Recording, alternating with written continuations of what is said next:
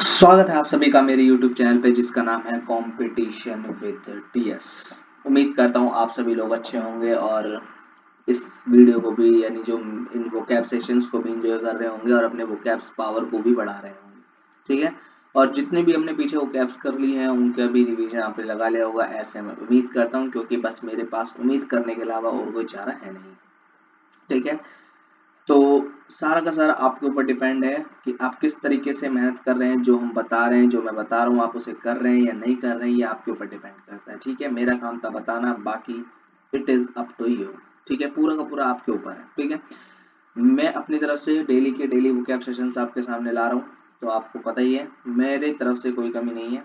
कमी अगर रहती है तो आपकी कमी से, आपकी तरफ से रह सकती है। चलिए स्टार्ट करते हैं आज की वोकैब सेशन को। तो आप देख रहे हैं वोकैबुलरी सीरीज के अंदर वोकैबुलरी सीरीज प्लेलिस्ट नाम से आपको दिख रही होगी। वोकैबुलरी सीरीज नाम से एक प्लेलिस्ट आपको मेरे चैनल पे दिख रही होगी। ठीक है, जिसके अंदर हम वोकैब सेशंस को डाल रहे हैं, यानी वोकैब सेशंस उसी के अंदर आपको मिल रहे होंगे सारे के सारे। अभी तक 6 वोकैब सेशंस मैं आपके ले चुका हूं और अब हमारा ये 7वां वोकैब सेशन होने वाला है। ठीक है, तो this is a class, vocab की जो क्लास है वो 7 होने वाली है। ठीक है, यानी क्लास नंबर 7 है, यानी सेशन भी कह सकते हैं, सेशन नंबर 7। ठीक है, तो इसमें हम नई वोकैब्स को देखेंगे, वही अपना जो पैटर्न हम चला रखा है। ठीक है, उस पैटर्न पे ही हम अपने इस वोकैबुलरी सीरीज को चलाते चले जाएंगे। ठीक है, चलिए आज के वोकैब को स्टार्ट करते हैं। तो जो सबसे पहला वोकैबुलरी, सबसे पहला जो पार्ट आता है हमारा, वो कौन सा पार्ट है? वो है वोकैबुलरी वाला पार्ट। ठीक है, कौन सा पार्ट है? वोकैबुलरी वाला पार्ट है, यानी हम सबसे पहले क्या डिस्कस करते हैं? वोकैबुलरी डिस्कस करते हैं। ठीक है, चलिए स्टार्ट करते हैं। सबसे जो पहला वर्ड आपके सामने नजर आ रहा होगा, that is glaring. Okay, first word is glaring. Okay, glaring. What is the meaning of glaring? Glaring के मीनिंग को समझना बहुत आसान है, लेकिन सबसे पहले हम इसके इंग्लिश मीनिंग को समझ लेंगे, उसके बाद ये हिंदी में समझना और भी आसान हो जाएगा। देखिए, मीनिंग की बात करें सबसे पहले इंग्लिश की, तो इसमें मैंने फर्स्ट मीनिंग इसके, देखो दो मीनिंग निकलता है, लेकिन दोनों एक तरह से सेम ही है। ठीक है, एक तरह से सेम ही है। जैसे फर्स्ट में फर्स्ट पढ़ेंगे वेरी इजी टू सी, यानी जो देखने में आसान हो। देन शॉकिंग, यानी एकदम झटका दे दे। दूसरा पढ़ेंगे यूज अबाउट लाइट, लाइट के लिए भी यूज किया जा सकता है, जैसे लाइट टू स्ट्रॉन्ग है। एंड अगर मैं बात करूं, एंड ब्राइट भी है।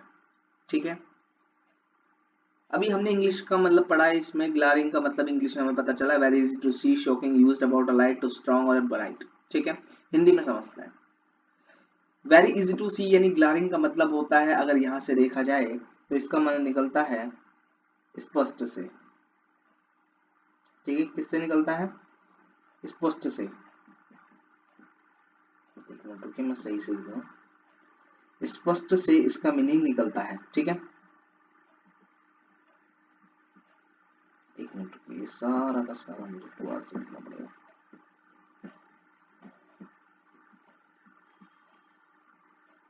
स्पष्ट। ठीक है, इसका क्या मीनिंग निकलता है?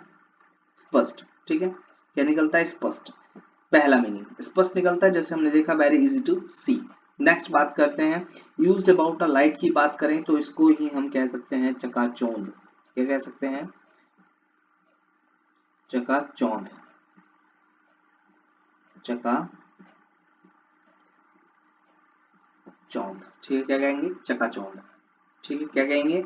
चकाचौंध, यानी एकदम से आपके पास लाइट पड़ी, आपकी आंखें बंद हो जाती है। आपके तो मेरी आंखें चौंध चुंधी आ गई, कहते हैं ना, आंखें चुंधी आ गई, यानी आंखों पे इतनी तगड़ी लाइट पड़ी, इतनी तेज लाइट पड़ी कि आपको इरिटेशन हुई। ठीक है, यानी जो लाइट थी एकदम टू स्ट्रॉन्ग थी और ब्राइट थी। क्या थी? एकदम ब्राइट थी। ठीक है, और अगर हम बात करें इजी टू सी यानी देखने में आसान, जब ज्यादा लाइट पड़ेगी, ठीक है, तो हम हर एक चीज को अच्छी तरीके से देख पाएंगे? नहीं देख पाएंगे? कहोगे बिल्कुल देख पाएंगे। ठीक है, बिल्कुल देख पाएंगे। ठीक है, तो अब मैं समझता हूँ कि ग्लैरिंग का मतलब आपको स्पष्ट हो गया होगा हिंदी में भी। अब देखो ग्लैरिंग का मतलब भी स्पष्ट हो गया होगा, यानी वेरी इजी टू सी, यानी आपको अच्छे से समझ में आ गया होगा। ठीक है, this word is glaring for you. Okay, यह आपके लिए स्पष्ट साबित हुआ होगा। ठीक है, तो इसका मीनिंग हमने इंग्लिश में भी समझ लिया, इसको हिंदी में भी समझ लिया। अब इसके सिनोनिम्स की मैं बात कर लेता हूँ। सिनोनिम्स की मैं बात करूं, हाँ, तो सिनोनिम्स की मैं बात करूं तो इसके सिनोनिम्स हैं Darjeeling, blinding, Darjeeling, blinding, blazing, extremely bright होगा, फ्लोरोसेंट, फ्लोरोसेंट। इन सब का मतलब स्पष्ट एवं चकाचौंध इनका मीनिंग निकलता है, यानी सेम ग्लैरिंग का जो मीनिंग है वही इनका निकलता है, यानी तभी इसके सिनोनिम्स है। ठीक है, तो सिनोनिम्स एक बार मेरे साथ रिपीट करेंगे ताकि आपको ये याद हो जाए, आपके शॉर्ट टर्म मेमोरी में चले जाए। Darjeeling, blinding, blazing, extremely bright and fluorescent. Okay, next बात करते हैं इसके एंटोनिम्स की। एंटोनिम्स को देख लेते हैं, यानी एंटोनिम्स यानी जो स्पष्ट है, चकाचौंध है, वो हमें ऐसा नहीं दिखने वाला, यानी स्पष्ट नहीं होगा। जब लाइट ज्यादा तेज नहीं पड़ेगी तो डिम होगी, जिससे कि हम सही से देख नहीं पाएंगे, यानी इसका एक सिनोनिम हो गया, एंटोनिम हो गया dim, then low, then general, ordinary and simple. ये सब क्या है, ये ऐसे हैं, ये इसके ये ग्लारिंग के एंटोनिम्स है, यानी ये सारे के सारे चकाचौंध स्पष्ट का उल्टा मीनिंग देते हैं। डिम यानी स्पष्ट ना होना, लो यानी कम समझ में आना या कम दिखना या फिर कम होना किसी चीज का, जनरल यानी जो जनरल क्या होता है, एकदम स्पष्ट नहीं होता है, चकाचौंध नहीं होता है, यानी कुछ भी जनरल अगर तरीके से समझाई जाए तो आपको अच्छे तरीके से क्लियर नहीं हो पाती है ना। ऑर्डिनरी यानी एक्स्ट्रा ऑर्डिनरी नहीं तो ऑर्डिनरी। ठीक है, यानी एकदम सिंपल व्यक्ति, ऑर्डिनरी का मतलब सिंपल होता है, इसका एंटोनिम, इसका ऑर्डिनरी का सिनोनिम क्या हो जाएगा, सिंपल, लेकिन simple is antonym of glaring. Understand? तो ये थी आज का पहला वर्ड ग्लैरिंग। ठीक है, अब हमने इसे समझ लिया, इसके मीनिंग को समझ लिया, इसके सिनोनिम्स को समझ लिया, इसके एंटोनिम्स को समझ लिया, लेकिन जब तक इसे हम एग्जाम्पल में यूज नहीं करेंगे तब तक हमारे लिए और बढ़िया तरीके से क्लियर नहीं होगा। ठीक है, इसको एग्जाम्पल में और क्लियर कर लेते हैं। तो मैंने यहाँ लिखा हुआ है, it is uncomfortable working under the glaring. इस वर्ड को मैंने यहाँ पे हाईलाइट कर दिया है। It is uncomfortable working under the glaring lights of TV studio. देखिए, उसने कहा कि उन्होंने कहा इट इज अनकंफर्टेबल वर्किंग, यानी यहाँ पर मैं वर्क करने के लिए अनकंफर्ट हूँ, यानी अभी I am not able to work in this room और इन दिस स्टूडियो। ठीक है, अंडर द ग्लैरिंग, वहां पे जो लाइट एकदम ग्लैरिंग है, ठीक, ग्लैरिंग लाइट्स यानी चकाचौंध, मतलब चकाचौंध यानी लाइट इतनी तेज है कि वहां पर मुझे इरिटेशन हो रही है, बल्कि मुझे मेरी आंखों पे जोर पड़ रहा है। ठीक है, मुझे गर्मी ज्यादा लगती है, क्योंकि जब ज्यादा लाइट होती है ना तो हमें गर्मी भी लगती है, हमारी आंखों पे जोर पड़ता है। ठीक है, बहुत सारी दिक्कतें हमारे बॉडी में देखने को मिलती है। तो उसने कहा इस अनकंफर्टेबल सिचुएशन में मैं यहाँ पर वर्क नहीं कर सकता, और रीजन भी बताया, रीजन है glaring lights of our TV studio, TV studio की ग्लैरिंग लाइट, यानी एकदम स्ट्रॉन्ग लाइट या ब्राइट लाइट। ठीक है, तो एग्जाम्पल के जरिए आपको ये समझ में आ गया होगा। चलिए नेक्स्ट बात करते हैं, नेक्स्ट वोकैब, जो नेक्स्ट वर्ड है आपका वो है Angénieux. Okay, Angénieux, okay, Angénieux, okay, Angénieux. What is the meaning of Angénieux? Angénieux का मतलब समझते हैं। देखिए, इंजीनियस यानी यहीं से मतलब निकाल सकते हो जीनियस, जो कि एकदम जीनियस होगा, बहुत बढ़िया तरीके से हर चीज को बढ़िया करता होगा, जीनियस है। जैसे किसी काम को करने में महारत हासिल कर ली उसने, वो जीनियस हो जाता है। ठीक है, अगर आप एसएससी को रैंक फर्स्ट ले आए तो आप एसएससी की जीनियस बन सकते हैं। ठीक है, तो ऐसे ही इसका जीनियस होता है। ठीक है, तो जीनियस इसका इसका सबसे पहले इंग्लिश में मीनिंग समझें। इसका जो इंग्लिश में मीनिंग है वह है यूज्ड अबाउट अ थिंग्स और एन आइडिया मेड और प्लान्ड इन अ क्लेवर वे। यानी ये थिंग, ये कोई भी थिंग या फिर एन आइडिया, आइडिया के अबाउट में बात करता है, यानी इसके बारे में बात करता है। जैसे कोई भी हमने प्लान बनाया, ठीक है, लेकिन वो क्लेवर वे में है, यानी जैसे हम बात करते हैं हम एसएससी को क्रैक करना चाहते हैं तो हम क्या करेंगे, we want to crack SSC exam, तो व्हाट शुड आई डू, हमें क्या करना चाहिए, हमें एक अच्छा सा प्लान बनाना चाहिए, क्लेवर वे वाला प्लान बनाना चाहिए, जिससे कि हम अपने टारगेट को अचीव कर पाए, यानी अपने इस एग्जाम को क्रैक कर पाए। अब ये नहीं कि हम क्या करेंगे, पेपर लीक हो गया तो पेपर खरीदेंगे, इस तरीके से करेंगे, ये इलीगल वर्क्स हो जाते हैं, ये इलीगल वर्क्स इंजीनियस में नहीं आता है। ठीक है, आप क्या करेंगे, क्लेवर वे यानी एकदम स्मार्ट वर्क करेंगे। स्मार्ट वर्क करेंगे यानी आप उतना ही पढ़ेंगे जितना एसएससी पूछती है, उससे ज्यादा नहीं पढ़ेंगे, क्योंकि हमें पीएचडी नहीं करनी है। हमें प्लान बनाएंगे, अपना शेड्यूल डिस्कस करेंगे, यानी शेड्यूल अपने सामने चिपकाएंगे और क्या करेंगे, अब मैं इसी प्लान के हिसाब से या इसी प्लान के मुताबिक अपने तैयारी को अंजाम देने वाला हूँ। ठीक है, यही था इंजीनियस, यानी अब आप जीनियस की तरह तैयारी कर रहे हैं। ठीक है, आप इंजीनियस की तरह कार्य कर रहे हैं। ठीक है, अगर बात करें इंजीनियस का मतलब क्या निकलता है, इंजीनियस का मतलब निकलता है चतुर यानी चालाक, नहीं तो कह सकते हैं कुशल, नहीं तो आप कह सकते हैं प्रतिभाशाली। ठीक है, ठीक है, प्रतिभाशाली। ठीक है, प्रतिभाशाली आप कह सकते हैं। ठीक है, उम्मीद कर रहा हूं आपको ये चीजें समझ में आ रही होंगी। अब मैंने इसका इंग्लिश का यानी इंजीनियर्स का मतलब भी समझ लिया, इसको इंग्लिश मीनिंग में भी समझ लिया, यानी ऐसा प्लान करना क्लेवर वे में जिससे कि अपने टारगेट को अचीव कर पाए, एक ऐसा आइडिया ढूंढना। ठीक है, अब इसके सिनोनिम्स की मैं बात करूं, इसके सिनोनिम्स क्या होंगे, इसके सिनोनिम्स क्या होंगे, सिनोनिम्स हो जाएंगे इंट्यूसिव, सॉरी इंट्यूटिव। ठीक है, initiative, intuitive, sorry, okay, intuitive, okay, intuitive. तो इंट्यूटिव का क्या मतलब होता है, इंट्यूटिव का मतलब भी क्या होता है, इंजीनियस। तो मेरे साथ एक बार प्रोनाउंस करेंगे इसे, इंट्यूटिव, ओके, इंट्यूटिव, ओके। तो ये इसका सिनोनिम हो गया। नेक्स्ट बात करते हैं सोफिस्टिक, sorry, sophisticated, okay, sophisticated. Next word is this, next synonym of this word sophisticated, okay, sophisticated. Next है trailblazing, trailblazing, trailblazing, trailblazing. Next है pioneering, okay, pioneering, pioneering. ठीक है, इस तरीके से प्रोनाउंस करना है जिससे कि आपके स्पेलिंग टेस्ट में भी आपको मदद मिले। तो सिनोनिम्स क्या होंगे इसका, इनका मतलब ये चतुर, कुशल, प्रतिभाशाली होता है, इंट्यूटिव, सोफिस्टिकेटेड, ट्रायल ब्लेजिंग, पॉइनरिंग। ठीक है, अब बात करते हैं इसके एंटोनिम्स की, एंटोनिम्स क्या होंगे इसके। तो जो चतुर नहीं होगा, जो कुशल नहीं होगा, प्रतिभाशाली नहीं, मतलब इसके अंदर स्किल नहीं होगी, स्किल नहीं होगी तो क्या बन जाएगा, अनस्किलफुल। ठीक है, एकदम धीमा धीमा काम करेगा। ठीक है, इंट्यूटिव नहीं होगा, यानी अनइन्वेंटिव यानी इन्वेंशन ज्यादा देखेगा नहीं, कुशल नहीं होगा, प्रतिभाजन नहीं, कुछ ना कुछ नया करने की नहीं सोचेगा, रेडी भी नहीं होगा। ठीक है, अनरेडी। ठीक है, तो इसके एंटोनिम्स हो गए, सिनोनिम्स देख लिए, अब इसका मीनिंग भी देख लिया, इसको हिंदी में भी समझ लिया। अब इसकी बारी है एग्जाम्पल की, तो एग्जाम्पल को समझने की कोशिश करते हैं। ठीक है, तो देखिए, शी वॉज, मैंने इस वर्ड को हाईलाइट करा, ingenious, she was ingenious at finding ways to work more quickly, यानी वो एकदम चतुर है, कुशल है, प्रतिभाशाली है अपने वर्क्स को जल्दी करने के लिए, कुछ वेज फाइंड करने में। ठीक है, यानी वो अपने काम को जल्दी करना चाहती है, तो उसके लिए क्या करेगी, कुछ नए नए वेज फाइंड करेगी जिससे कि वो अपने वर्क को जल्दी निपटा सके। ठीक है, जल्दी कर सके। ठीक है, तो she was ingenious at finding ways to work more quickly. ठीक है, तो वर्ड आपको समझ में आया होगा, सेंटेंस समझ में आया होगा। ठीक है, इसके सिनोनिम एंटोनिम्स आपने याद कर लिए होंगे, शॉर्ट टर्म मेमोरी में तो चले ही गए होंगे। ठीक है, लेकिन अब हम बात करते हैं लॉन्ग टर्म मेमोरी में कैसे जाएंगे, जब इनका आप डेली के डेली रिवीजन लगाएंगे। ठीक है, डेली के डेली रिवीजन लगाएंगे। ठीक है, चलिए अब बात करते हैं नेक्स्ट की। तो नेक्स्ट क्या है, नेक्स्ट वर्ड आ गया हमारा थर्ड वर्ड, प्रिटेंशन, प्रिटेंशंस, ओके, प्रिटेंशंस। ठीक है, इसे पढ़ेंगे वो मेरे साथ, प्रिटेंशंस। क्या पढ़ेंगे, प्रिटेंशंस, प्रिटेंशंस। अब इसको मीनिंग के जरिए समझते, सबसे पहले इसका मीनिंग समझते हैं इंग्लिश में, उसके बाद हम इसे हिंदी में डिस्कस करेंगे।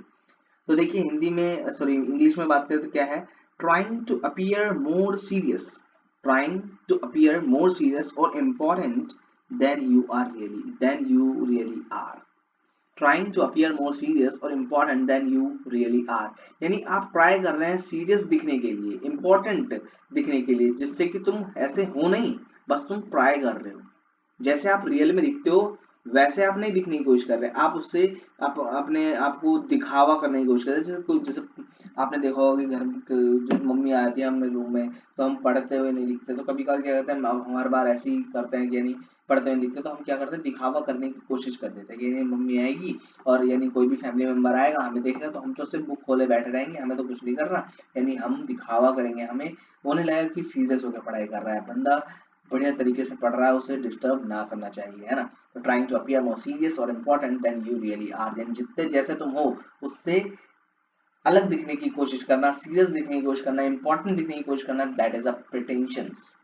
ओके, उम्मीद करता हूँ वर्ड हिंदी में इंग्लिश में समझ में आया होगा। अब इसके हिंदी मीनिंग की बात करूं तो सीधा सीधा लिख सकते हैं दिखावा करना, ठीक है, दिखावा करना, ठीक है, दिखावा करना, ठीक है। चलिए इसके सिनोनिम्स की बात कर लेते हैं। सिनोनिम्स बहुत ही आसान है इसके, ostentation, ostentation, aspiration, claim, assertion, ठीक है। Ostentation, aspiration, aspiration, claim and assertion, sorry, assertion, okay. ये इसके सिनोनिम्स है, एक बार मेरे साथ रिपीट करेंगे ताकि आपको ये याद हो जाए। Ostentation, aspiration, claim, assertion, okay. अब बात करते हैं इसके एंटोनिम्स की। एंटोनिम्स की मैं बात करूं तो इसका है डिमर्सनेस, ठीक है, डिमरनेस, ठीक है, डिमरनेस, मोडेस्टनेस, सिंप्लिसिटी, डिस्क्रीटनेस, प्लेननेस, ठीक है। यानी जो प्लेन होगा एकदम दिखावा नहीं करेगा, डिस्क्रीट मतलब भी दिखावा ना करना होता है, यानी सिंपल, सिंपलिसिटी, सिंपल में रहना, मोडेस्ट यानी जैसा हूं वैसा दिखूंगा, डिमरनेस मतलब भी जिस तरीके का मैं आपको दिख रहा हूं उसी तरीके से मैं बिहेव करता हूं, ठीक है। तो इसके मीनिंग्स ये होते हैं, ठीक है। तो यानी जो मीनिंग प्रिटेंशंस का होगा उसी के उल्टे मीनिंग के हमारे को एंटोनिम्स देखने मिलेंगे। यानी एंटोनिम्स का मतलब ही अपोजिट होता है, यानी दिखावा करना, यानी इसका अपोजिट होगा दिखावा ना करना, ठीक है। तो उम्मीद करता हूँ इसका Hindi meaning, synonym, antonym, English meaning आपको समझ में आ गया होगा। अगर कोई भी डाउट रहता है तो कमेंट सेक्शन आपके लिए खुला है 24/7, ठीक है। आप इस वीडियो को कभी भी देख सकते हैं, आप कमेंट भी कभी भी कर सकते हैं, लेकिन मैं डाउट जब आपका कमेंट देखूंगा तो करूंगा उसका रिप्लाई, ठीक है, इतनी बड़ी डील नहीं होगी। अच्छा चलो स्टार्ट करते हैं इसके एग्जाम्पल को समझने के लिए। तो एग्जाम्पल को समझना है तो देखिए इसका एग्जाम्पल बहुत ही मैंने आसान लिखा हुआ है। मैंने लिखा है he spoke about his achievements, he spoke about his achievements without pretensions, sorry, pretension, okay, without pretensions। मैंने क्या लिखा, he spoke about his achievements without pretension, यानी उसने अपने अचीवमेंट्स के बारे में बताया, उसने अपने अचीवमेंट्स के बारे में बताया विदाउट प्रिटेंशंस, यानी विदाउट यानी कुछ भी एक्स्ट्रा बताकर, ना बताकर।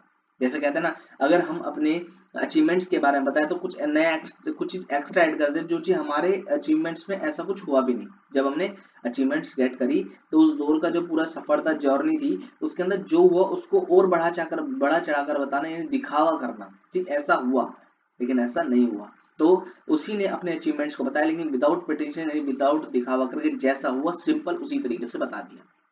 जैसे अगर प्रिपरेशन के दौरान आपको कुछ दिक्कतें परेशानी हुई तो उसने वही दिक्कतें या वही परेशानी आपके सामने रखी जो हुई थी रियली में, ठीक है, यानी उसने कुछ दिखावा नहीं करा, उसने कुछ अलग से एक्स्ट्रा नहीं बताया, ठीक है। तो इस वर्ड को बहुत अच्छे तरीके से आप याद कर सकते हैं। जब आप अपने सिलेक्शन ले लेंगे तो आपको भी विदाउट प्रिटेंशंस अपने अचीवमेंट्स को क्या करना है, व्यक्त करना है दूसरों के सामने, ठीक है। उम्मीद करता हूँ ये आपको समझ में आ गया होगा, ठीक है। चलिए स्टार्ट करते हैं नेक्स्ट वर्ड समझने को। नेक्स्ट वर्ड हमारा आएगा फोर्थ वर्ड, जो कि फोर्थ वर्ड है anoint, okay. Fourth word is anoint. इस अनॉइंट को समझते हैं। अनॉइंट का सबसे पहले इंग्लिश मीनिंग समझेंगे, उसके बाद मैं आपको हिंदी मीनिंग पे लेके जाऊंगा। अब आप सोचते होंगे मैं सबसे पहले आपको इंग्लिश मीनिंग क्यों बताता हूँ, ताकि मेरे को हिंदी मीनिंग याद आ जाए? जी नहीं, अगर मैं आपको सबसे पहले हिंदी मीनिंग बता दूंगा तो आपको आदत लग जाएगी हिंदी में वर्ड याद करने की, लेकिन मैं ऐसी आदत नहीं बनाना चाहता, क्योंकि if you want to get score, if you want to increase your score in English, so you will have to do everything in English, ठीक है। अगर आप अपने स्कोर, इंग्लिश के स्कोर को बढ़ाना चाहते हैं तो आपको हर एक चीज इंग्लिश में सीखनी होगी, तभी आप इंग्लिश में स्कोर बढ़ा सकते हैं। इंग्लिश को सिर्फ अपने अपनी एग्जाम के पॉइंट ऑफ व्यू से ना पढ़ के बल्कि अपने एक अंदर स्किल डेवलप करने के लिए पढ़ोगे तो ये चीजें आसान हो जाएंगी आपके लिए। ठीक है, तो देखिए सबसे पहले हम बात करते हैं इसके इंग्लिश मीनिंग की। तो मैंने लिखा है टू पुट ऑयल और वाटर ऑन समबडीज, यानी किसी के ऊपर ऑयल या वाटर डालना या हेड के ऊपर, सर के ऊपर, as part of the religious ceremony, यानी जैसे कि रिलीजियस सेरेमनी का पार्ट हो, जैसे उस पार्ट में होता है ऐसी तरीके से इसमें किसी के हेड पर पुट ऑयल या फिर वाटर को पुट करना यानी डालना। अब थोड़ा थोड़ा अगर हम इससे आइडिया लगाएं तो क्या निकलता है, इसका आइडिया निकलता है तो देखिए ये मान के चलिए कोई पर्सन है, इसके ऊपर ऑयल डाला जा रहा है, वाटर डाला जा रहा है। ठीक है, यानी इसके सर पे क्या, यानी कहते हैं ना, जैसे आपने देखा होगा बड़े बड़े राजाओं में क्या होता है, उनका राज्य अभिषेक किया जाता है ना, यानी उनको नहलाया जाता है, दूध से नहलाया जाता है, पानी से नहलाया जाता है, सर तेल से नहलाया जाता है ना, हल्दी के दूध से नहलाया जाता है। तो यानी उनका राज्य अभिषेक होता है, यानी उन्हें राज्य की गद्दी पर बिठाया जाता है। ऐसे ही कुछ यहाँ पर देखने को मिल रहा है। तो मतलब किसी का सम्मान करना, किसी को रिलीजियस सेरेमनी की तरह अभिषेक करना। ठीक है, ठीक है, किसी को ब्लेस करना, किसी का सम्मान करना, ये सब। ठीक है, तो इसका मीनिंग क्या हुआ जो अभी हमने समझा। ठीक है, चलिए, ठीक है, तो anoint का मतलब क्या हो, to put oil or water on somebody's head as part of a religious ceremony। Hindi में इसका मीनिंग बात करें तो सीधा सीधा इसका हिंदी में मीनिंग निकलता है अभिषेक करना। ठीक है, अभिषेक करना, क्या निकलता है, अभिषेक करना। ठीक है, चलिए, उम्मीद करता हूं हिंदी इंग्लिश दोनों समझ में आ गए। अब इसके सिनोनिम्स की बात कर लेते हैं। सिनोनिम्स की मैं बात करूं तो सिनोनिम्स इसके बनते हैं कंस्क्रीट, ओके, कॉन्स्क्रीट, कॉन्स्क्रीट, सैंक्टिफाई, ब्लेस, ऑर्डेन, ये इसके सिनोनिम्स, यानी इनका मतलब भी क्या होता है, सम्मान करना, किसी को किसी का आदर सत्कार करना, किसी का अभिषेक करना। ठीक है, अब इसके एंटोनिम्स की मैं बात करूं, एंटोनिम्स इससे भी आसान है, कॉन्डमन, ओके, कॉन्डमन, ओके, कॉन्डमन। ठीक है, क्या बोले, कॉन्डमन। ठीक है, इस तरीके का वर्ड आपको ध्यान में रखने हैं, ये आपके काम के हैं। इसका जो एंटोनिम होगा सबसे पहले मेरे साथ रिपीट करेंगे, कॉन्डमन, डिग्रेड, देन डिसरिस्पेक्ट। अब किसी का रिस्पेक्ट करना इसका सिनोनिम हो सकता है, तो इसका उल्टा क्या होगा, डिसरिस्पेक्ट। ठीक है, तो देखिए, तो आपको सिनोनिम एंटोनिम्स ये समझ में आ गए होंगे, एंड इनके इसके इंग्लिश हिंदी दोनों मीनिंग समझ में आ गए होंगे। तो ये था हमारा फोर्थ वर्ड और लास्ट वोकेबलरी का पार्ट है ये हमारा, यानी लास्ट वोकेबलरी का वर्ड, फोर्थ वर्ड अनाइंट। ठीक है, अब इसके हमने मीनिंग को समझ लिया, सिनोनिम को समझ लिया, एंटोनिम समझ लिया। अब इसकी बारी है एग्जाम्पल को समझने की, तो एग्जाम्पल को समझ लेते हैं। ठीक है, एग्जाम्पल को समझ लेते हैं, एग्जाम्पल को समझते हैं। देखिए मैंने लिखा हुआ है, he was anointed the chief minister.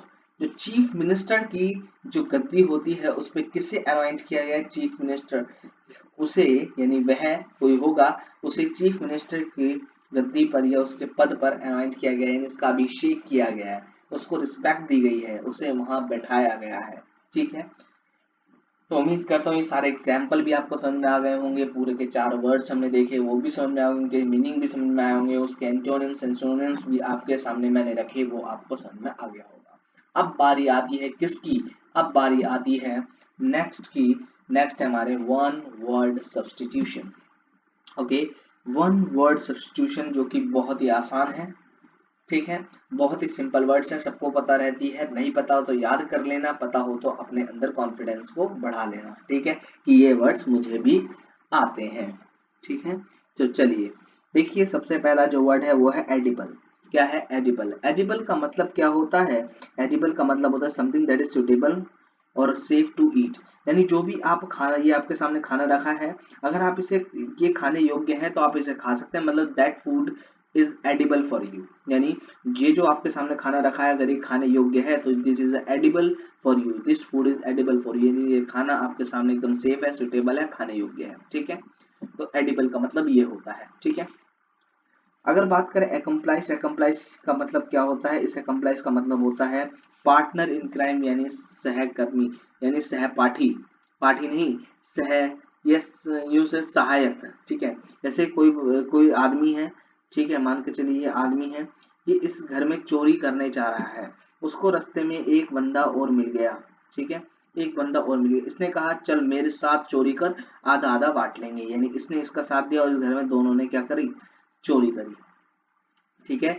यानी ये दोनों क्या है, accomplice, मतलब it is accomplice of this person और this person is accomplice of this person, यानी दोनों क्या है, पार्टनर है, किसमें, क्राइम में, ठीक है।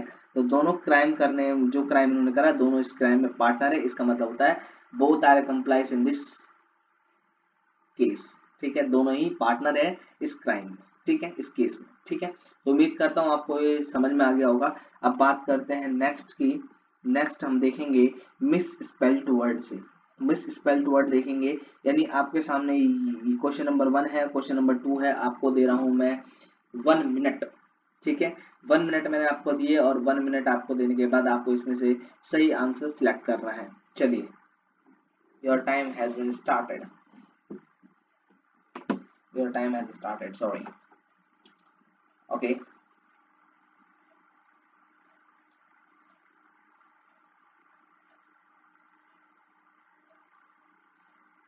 तो उम्मीद करता हूं आपने इन क्वेश्चंस को सॉल्व करने की कोशिश की होगी।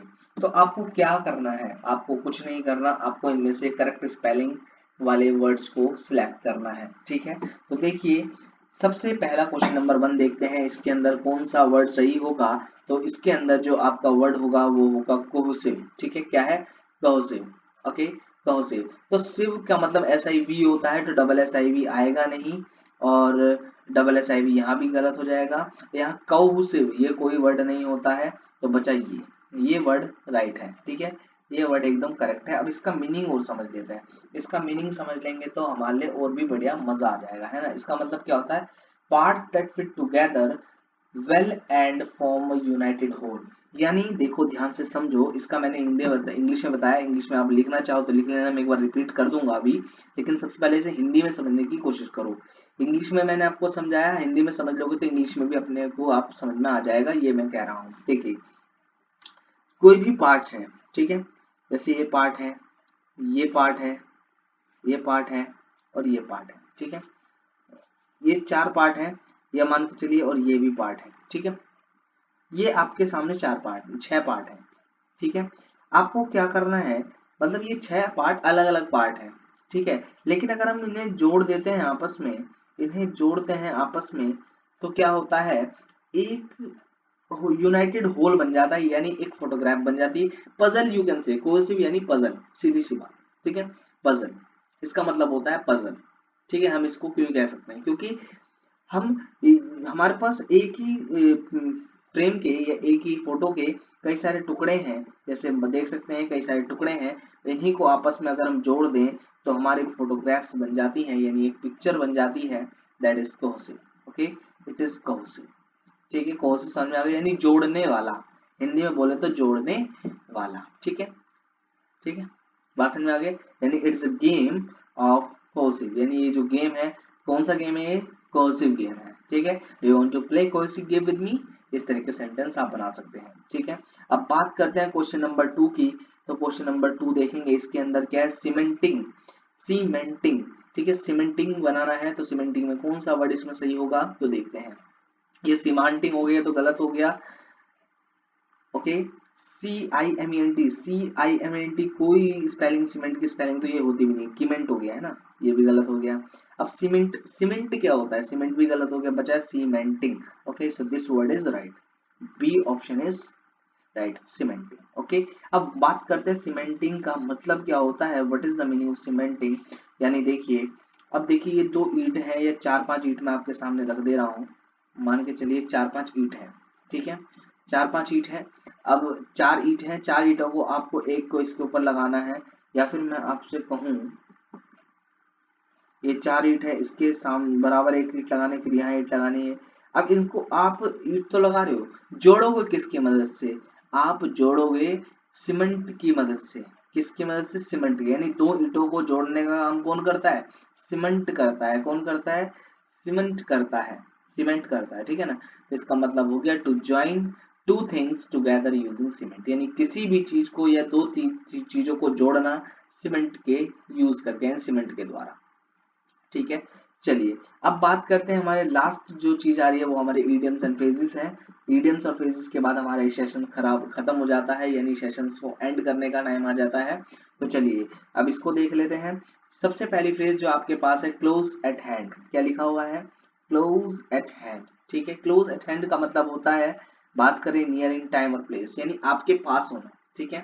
कोई भी चीज आप अगर आपके पास है, that is close eight hand. मान के चलिए आपके हाथ में पेन है, this is a close eight hand, यानी आपके साइड में अगर कोई ग्लास रखा है, कप रखा है, आपको this cup is close eight hand, ठीक है। ये जो कप है मेरे पास है, नियर है मेरे पास, ठीक है। नियर भी है, मेरे पास ही है, ठीक है। अगर एग्जाम्पल के थ्रू से समझने की कोशिश करें तो बहुत आसान हो जाएगा। I always keep a few tissues. I always keep a few tissues, यानी क्लोज एट हैंड, यानी जो मेरे पे जो कुछ टिश्यूज होते हैं मैं हमेशा अपने पास रखता हूँ, यानी मैं अपने हमेशा क्लोज एट हैंड रखता हूँ, अपने नियर रखता हूँ, ताकि मुझे कहीं उठकर जाना ना पड़े, ठीक है। सेकंड बात करते हैं, सेकंड फ्रेज आपके सामने है, क्लोज टू योर हार्ट, ठीक है। Close to your heart. Close to your heart की मैं बात करूं, इसका मतलब क्या होता है? इसका मतलब होता है डीप इंटरेस्ट, यानी किसी के अंदर आप ज्यादा, आपका इंटरेस्ट ज्यादा होना और उसके लिए आप चिंतित होना, ठीक है। आप उसके लिए कोई भी जैसे किसी चीज के लिए आपका इंटरेस्ट बहुत बढ़िया है, जैसे आपका इंटरेस्ट स्टडी में है, डांसिंग में, तो आप उसके लिए चिंता करोगे मुझे आने वाले समय में क्या करना है, अपने पैशन को फॉलो करने के लिए, ठीक है। अब इसके एग्जाम्पल के थ्रू समझने की कोशिश करें तो बहुत आसान होगा। The subject is very close to my heart, यानी जो सब्जेक्ट मैं पढ़ रहा हूँ, जो भी आप अभी सब्जेक्ट पढ़ रहे हो, this is close to my heart, यानी जो मैं आपको पढ़ा रहा हूँ, this subject is close to my heart, यानी ये मेरे दिल के करीब है, यानी इसके अंदर मेरा इंटरेस्ट है और इसके लिए मैं प्रतिदिन और दिन प्रतिदिन चिंतित रहता हूँ कि इसको इस तरीके से, यानी किस तरीके से बेहतर किया जाए, ठीक है। तो आपको सारी की सारी चीजें समझ में आ गई होंगी। This is the last phase और last slide of our session, और दिस सेशन, इस सेशन की लास्ट स्लाइड थी, और उम्मीद करता हूँ everything is perfect in this session. आपको कोई भी दिक्कत नहीं आई होगी। अगर फिर भी कोई दिक्कत है, कोई सजेशंस है या फिर कुछ भी डाउट है आपका, आप कमेंट सेक्शन में टाइप करके सेंड मुझे कर सकते हैं, मैं उसका रिप्लाई जरूर करूंगा। और अगर अपना टाइम आपका, मैंने एक चीज और काम करा है आपके लिए कि आपका टाइम सेव करने के लिए मैंने इस जो ये सेशंस मैं आपके सामने ले रहा हूँ, इसके अंदर जितनी भी स्लाइड्स मैं आपको दिखा रहा हूँ, इस स्लाइड्स इन स्लाइड्स का की पीडीएफ मैं आपके साथ शेयर कर देता हूँ, यानी आपका टाइम बचेगा लिखने का, ठीक है। आपको लिखना नहीं है, सिर्फ और सिर्फ इन्हीं पीडीएफ को उठाना है और याद करना है, ठीक है। डेली इन्हीं पीडीएफ से रिवीजन करें और आगे बढ़ जाएं, ठीक है। क्योंकि कहाँ तक आप वोकैब लिखोगे, वैसे लिखने से याद होती है, लिखोगे तो और अच्छे बेटर है, लेकिन किसी के पास टाइम कम होता है तो वो क्या करेगा, इन पीडीएफ को उठाएगा, यहीं से लर्न करेगा और आगे बढ़ जाएगा, ठीक है। तो आज के सेशन में इतना ही। अगर ये सेशन अच्छा लगा हो तो वीडियो को या इस सेशन को लाइक करेंगे और बेल आइकन को प्रेस कर देंगे, जिससे कि आने वाले सेशंस आपको सबसे पहले मिले। और अगर आप चैनल पे नए हैं तो चैनल बहुत बेनिफिशियल है आपके लिए, इसके लिए टेंशन फ्री हो जाएगी, आपके लिए बेनिफिशियल होगा या नहीं होगा। इंग्लिश से रिलेटेड सारी की सारी समस्याओं का समाधान आपको इस चैनल पे मिलेगा।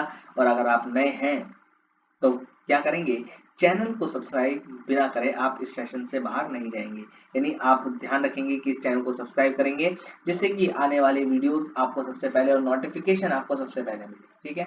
तो उम्मीद करता हूँ हर एक चीज आपको समझ में आई होगी। तो आज के सेशन में इतना ही दोस्तों, बाकी मिलेंगे अगले सेशन में। जय हिंद दोस्तों।